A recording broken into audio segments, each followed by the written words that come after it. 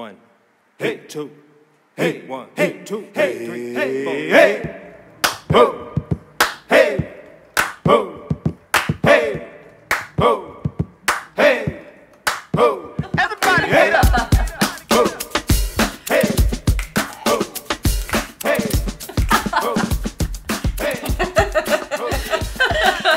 Hey, how you doing, Raven? I'm great. How are you, LaDios? I'm doing good. I'm LaDios Muhammad. I'm an actor with purpose. And I'm Rav'n Moon. I'm an actor with passion. And we are actors From the dark side. Yeah. Thanks so much for joining in. As we said, when we started our podcast, we said we will be talking about reviews. And so today we are going to be talking about Self-Made, the story about Madam C.J. Walker. Yes. This is available on Netflix right now. I believe it came out maybe 2 or 3 weeks ago. Yep. Pretty incredible production, if you ask moi. I was actually brought to tears by the end of it. What were your thoughts, LaDios? Well, there were some great performers. Octavia Spencer's in Absolutely. it. Blair Underwood, who I love. Underwear. He is an amazing actor. Mm-hmm. And then Stephanie Haddish is in there. Tiffany. Tiffany Haddish. Don't Yes. beat me, girl. Don't beat me. So there were some really good actors in there. So it was just amazing. I loved the whole movie miniseries. I loved it. Yeah. I loved it. I was moved. I was angry. I was excited. I was inspired. So if for all you don't know, Madam C.J. Walker, she created the first hair care line. Well, what she was known for was to be the first black female millionaire. And not just black female millionaire, America's first millionaire. Exactly. Period. Yeah. So yeah, it's quite astounding that America's first millionaire wasn't a white man. It was a black woman who made that money from. Well, that might be. That might not be right. I think it was the first black female. It was. Yeah. I have my facts because there was Rockefeller. Yeah, and all those Rockefeller. guys She was in there. she was sitting Never next mind. to Rockefeller. Okay. Never mind. But she was supposed to be the first black female millionaire and who was a self-made millionaire with regarding beauty supplies. And she's a Guinness Book World holder still to this day. Wow. That's right. Is yes. that yes, right? That now is that correct. I did not That is see correct, this yes. girl, I like her because she be doing the research. Sometimes. So anyway, we wanted to review this show for our new episode. This would be our 5th episode. Yeah. And we wanted to review the show and is it our 5th? Yeah. No, it's our 4th. My bad, it's our 4th.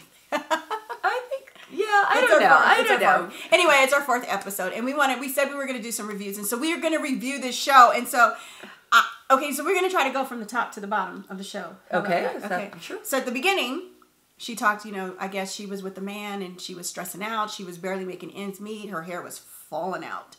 And then she meets, is it Hattie McDaniel? What? Addie Monroe. Addie Monroe. Mm-hmm. What am I getting Hattie McDaniel? I'm making up stuff. Addie Monroe. So Addie Monroe came to her door and kind of embraced her. She was down on her luck. She had just gotten out of an abusive relationship, and she helped her hair to grow. It was a little bit like Mary Kay for the 1920s. So yeah, you had a hair care line, and let's go and find sales associates that can help sell it. And Addie Monroe basically brings Sarah Breedlove at that time. Sarah Breedlove under her wing as a sales associate. Yeah. Now, Sarah Breedlove is she not... never was a sales associate. Oh, she wasn't. No, That's no, right. so, that's right. Okay, so she was just using the product. Yeah, she was just using the product in She was just a exchange. customer. So she was helping her to grow her hair in exchange to, I guess she would do her laundry. Okay, that's right. And she really thought that, she was, so this is where everything kind of starts to unfold. Addie was doing her hair, and then she was talking to her sales associates, who were all mulatto women. That's what they call them, biracial, light-skinned women, who were selling her products. And that was basically a mirror image of who Addie was. And then Sarah, who was Madam C.J. Walker, asked could she sell her product. And she was rebuked. She was told that nobody wants to buy hair product from somebody that looks like you. Yeah. Everyone wants to look like me. I think that's just a little segue over outside of the narrative of the story is that a lot of this deals with the fact that this woman isn't your typical tall, light-skinned, beautiful pitch. You know what the picture of beauty was at that time. She, at least Octavia Spencer, is you know, full-figured and dark-skinned and all of those things. So those were some of the things that she had against her, even starting out on this journey. If you want to pick up on that. Yeah, and it was really sad. But the thing about Sarah is that she said, I can sell the product because I'm a living proof that it works. I can sell the product too. So this is where it gets interesting because she's telling her, I know your product, I've experienced, and it's something about hair, you know, because I remember her saying that she had a Cain and Abel with her, a Cain versus Abel with her hair. I literally wrote that quote down. She said, I had a Cain and Abel versus with my hair. Sure. You know, and so back then, you know, the standard beauty of having hair, long hair was, you know, and very manageable hair was something big. And so she's telling her, like, I can sell this product. I can do this for you. And of course she said no. Right. And she's like, just do what you do best and, you know, basically clean her clothes. And, which could be an insult and really sad because, you know, it's a beautiful product. Absolutely. Yeah. And not to give all of it away, because we do want you to go out and watch the movie as well. But definitely I think that is what lit a fire under her to go out and do it on her own. And she basically took the product that she had and said, I'm going to make this better. And she made it better, took off the stink smell, and started her own enterprise. And it was just the hunger, the drive, the tenacity, the never accepting no. I mean, this is a woman that got told no and faced rejection.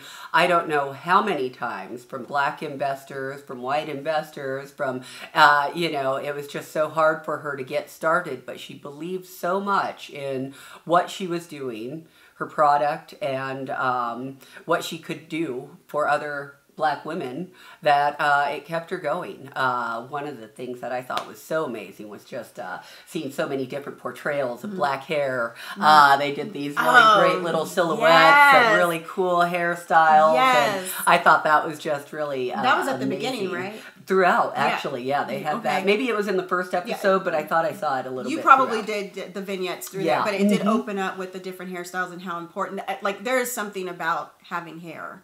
For black women, whether it's a weave, whether it's extensions, whether it's braids, whether it's cornrows, whether it's curly, natural, whatever. It's something about our hair that just glorifies us to add to our beauty, to make us feel pretty. And this was her goal. Not only that, what I did love, it was a family-owned business. And she employed women. She put people to work. She employed women and men. Yeah. So she created jobs. Absolutely. With this product. So it wasn't just the tenacity of, I got to get this out. And she was like, I'm creating jobs, which was funny that she couldn't get an investor.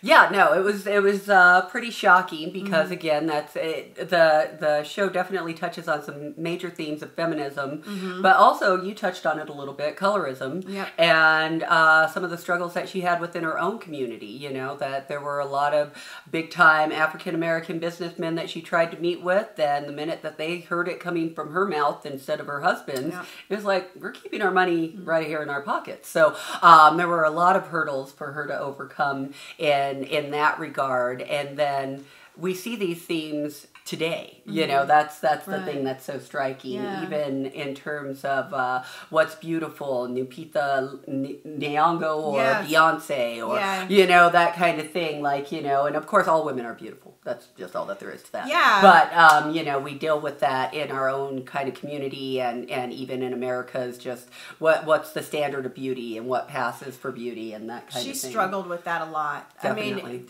so let's talk about her husband. I want to talk about her husband because Blair Underwood. Okay, the fact that he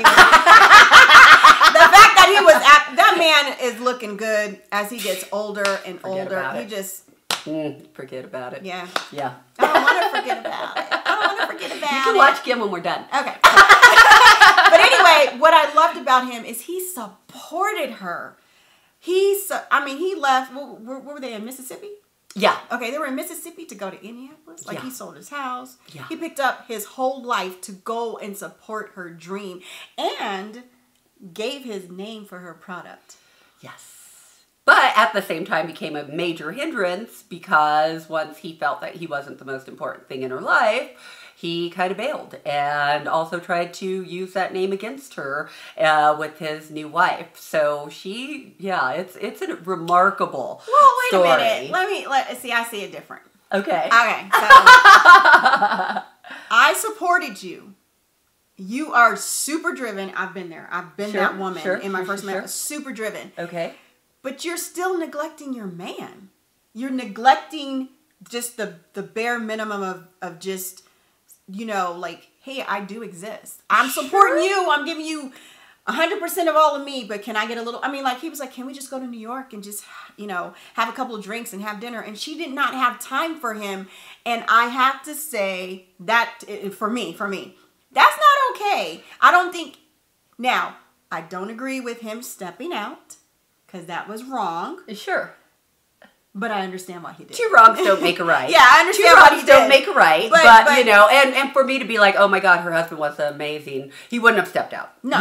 Then he would have been the amazing, oh my God, because he would have stuck by her through all of it, even realizing that she had these other priorities instead of getting his feelings hurt. Yeah. So you think his father had something to do with that? Because he kept dropping these seeds like, she's saying this is my business. Well, his father was trying to actually keep him level-headed. Regret's a much harder pill to swallow, but at that point it was too late. His pride had been hurt and those kind of things. But one of the things that came up for me, there's a great quote, and I'm not going to get it right, and I don't know who said it, but it was basically something along the lines of the true marker of youth is the absolute belief that this has never happened before.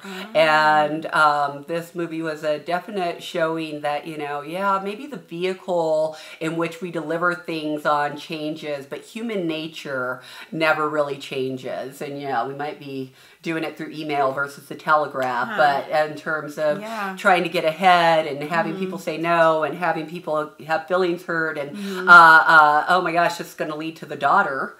Unfulfilled expectations. They toy a little bit with, they don't outright say it, but they definitely bring it out by the end of it that the daughter's lesbian. I did read that in the back, absolutely. history online. I did read that her daughter was lesbian. And sure. And I think her daughter died shortly after she died. But they did the adoption so that they could have someone to carry on the family name. But the fact that, there was a long time that she was trying to get her daughter to fill a role that her daughter wasn't happy with. And that, i.e. being married and having children, that kind of thing. And I thought it was a really beautiful kind of bow on everything at the end when there's that acceptance and the adoption and all of that. I believe at the end credits said something around along the lines of Langston Hughes called the daughter, the joy goddess of Harlem, and I thought that was really amazing. Yeah, and I'm definitely going to have to do some research on that. The joy goddess, it's great. And Tiffany Haddish was just amazing. She was entertaining. She was very entertaining. And I would say she was pretty in out of all the roles I have seen her in, and I've seen her in mostly all of the stuff that she's been acting thus forward. She was. I would think she was being authentic. Yeah, she was being able to, because her background is comedy, so she got to do a lot of comedy, little spits here and there, and I thought it was like it suited her for this role. It suited her, and I think she stretched herself too. I felt that she went places that I didn't see her go as deep before. Yeah, and this whole production touched me on another level. I think it was episode 2. They open it with these amazing dance numbers, and it has a lot of whimsy, a lot of history, a lot of debate. I wasn't so. I've always been aware of Booker T. Washington and W.E.B. Du Bois, but to see it portrayed on the ground and, what were people feeling at the convention when somebody says, we can be separate but equal, and instead of a great applause, there's maybe a That was interesting. One of the most profound things was how collective the women came as a community to invest in her dream. Yeah. And that was very powerful because it showed unity, that we can overcome this feminism, that we can do this as a community, and that we can do this as women. And I thought that was not only just women, Black women on top of that. Yeah, yeah. And I thought that was just like an impactful, important part of the piece, because I think today in societies we don't do things collectively like we once did back in the day. No, and I mean even to that end, in some ways we can debate that, because you had Addie right up until the end still coming after her. Yeah. And she really had to, she makes this great appeal at the end, like, what if we would have been working together? Exactly. What, and it's just so eye-opening, because, if we really did just pull our resources together and, that kind of thing, like versus this. Working against each other. Like us. Yeah. You'd have something good. Yeah. Like us. But no, and that's so funny, because there's always a question, and every time I read something, there's always something like, did she steal her product or did she not? Right. Did she steal her product? And I brought that up to Mr. King, just so y'all don't know, Mr. King is my significant other. I'll throw him in there from time to time. But I said, yeah, but she said at the end, what about? Yeah, he's our production manager. So you hear a little giggling or something. That's Mr. King. But I said, what about the fact that she said, hey, I wanted to work with you. I wanted to be a partner. We could have took over the world. And she said, when I said that to Mr. King, he was like, yeah, but it doesn't give her a right to steal her product. So do you think she stole her product? I don't think she stole her product in terms of, let's say that there is something I'm using, and like I said, it has a bad odor to it or something. So I take it, and I mess with it, and I figure out how to make it work without that odor. Yeah. I have a new product. And so that's exactly how I felt about said. Madam C.J. Walker. That's exactly you made yourself something new, boo-boo. I said. Right, that's what I say. So that's how, but see how I put but it that's was, innovation. That's exactly what innovation is. That's America. Yes, and that's what I told Mr. King. I said, it's like having a chocolate chip cookie. Yes. Then you go, now I'm going to make it crunchy, or I'm going to make it soft, or I'm going to make it like a s'more. Yeah, or with the peanut butter. Or I'm going to put nuts in it. But you start with the bases, but once you add it, it's different now. So that's what she did, was she took that funky smell in and she made it. But she did beg her. She did.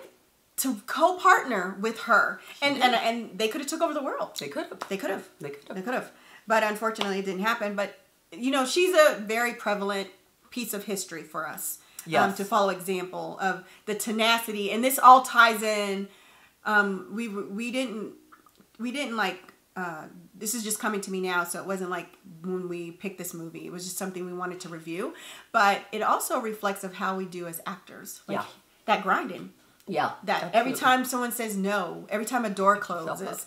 Every time you feel like you want to give up, but if you see it, you visualize it like, I'm going to do this. You're going to see me on the big screen. Yeah. You are going to see me. Yeah. And you just don't give up. That's just something to look at. That's how right. her tenacity kept her going. And it wasn't even about the money. She had a bigger vision. Her thing was about legacy. Sure. She said she did mention, I'm going to be the first Black millionaire, but I don't think that was her goal. Hers was, I'm building a legacy. And we have to think in terms of legacy. Sure. Yeah. But she was amazing because she could even see it, Yeah. It takes so much to even be able to dream that big, right? I remember the first year that I met you. That's what I kept telling LaDios. She'd say, what are you struggling with? And I'd say, I'm trying to dream bigger. Because I realized entering this world, like, oh my God, my scope is so limited. I didn't even know that there's possibilities out there. So, even having that vision to go that much further. And then what you were saying again, the tenacity. But not only that, letting go of image. It doesn't matter what you look like. It doesn't matter what mold you think you're supposed to fill. No. You're good. You're perfect. Just who you are. Bring it to the table. Somebody's going to want it. I guarantee it. Oh wait, okay. So remember the image when he was like, "I'm gonna bring you," because he was like a marketing guy. Oh yeah, yeah. Her husband was a marketing. So he's like, "I got the image," but all he did was make the white image colored. Yes. And it still looked like a white image. Yes. And if you ever looked at her previous products, it's always her face. Like I think it's like in a kind of a side profile of her. Yeah. And I think she was a big woman, you know, but it's always her face. And I do like what you say about image because we get stuck in, I'm too old, I'm too young, Yep. I'm too fat, I'm too skinny, I'm too Yep. dark, I'm too light, my hair's not long enough. And then we end up impeding our progress. Absolutely. But there is something, especially when you're dealing with the acting world, there's something out there for everybody. The one thing I love about acting, the one thing I love is you can do it until the day you die. That's you right. can't do sports. Can't be a doctor forever. Can't be a surgeon forever. You know what I'm saying? But you can do acting forever till That's the day you die. That's right. Yeah. Yeah, there's always a role. And yeah, that's so hopeful. And I love that because yeah, that's what we do. That's how we keep up our grind. That's why we do this is to keep bringing that art to the table, right? Yeah. And filling those roles that somebody needs to see regardless of what it is. If it's that downtrodden, you know, trauma-filled woman or that person that had to give up their child for adoption, whatever role I'm filling, there's some cathartic need out there for somebody and it's going to touch them and that's so fulfilling. That's so rewarding at the end of the day, right? All roles matter. Absolutely. Even the extras. Absolutely. Because you can't have a film without extras. You just can't. I mean, you just can't. I'm sorry, you can't. Every role matters. I love the extras in Self-Made. Did you notice? They were beautiful. They were beautiful. They had so many oh my different gosh. looks and the clothes. Oh wait, I remember there's one in particular when I was looking at Booker T. Yeah. It was the young man. He had the little round glasses and he had a little mustache. I mean, a little beard and a mustache. And he just always stuck out. And I watched it twice, and I was like, he is just like I see him. Yes. Like he just. So even if you're extra, do your part. Do your best. And trust me, I've been on extra roles. Somebody gonna feel you. Yeah, they gonna see you. They gonna see you. They gonna see you. But yes, so this is our review. Yeah. You know, for our episode 4. Definitely. And we just wanted to share. We're gonna be bringing those for every 3 weeks. We're gonna do a review. And so right now we're doing movies because we can't get to any plays. So once this band is lifted up, we're gonna do some reviews on some theater plays and movies and all kinds of stuff. But in the meantime, in between time, I'm LaDios and Rav'n, an actor with purpose. I'm Raven Moon, an actor with passion. Remember, you don't have to be asleep to dream. We are actors from the The dark side.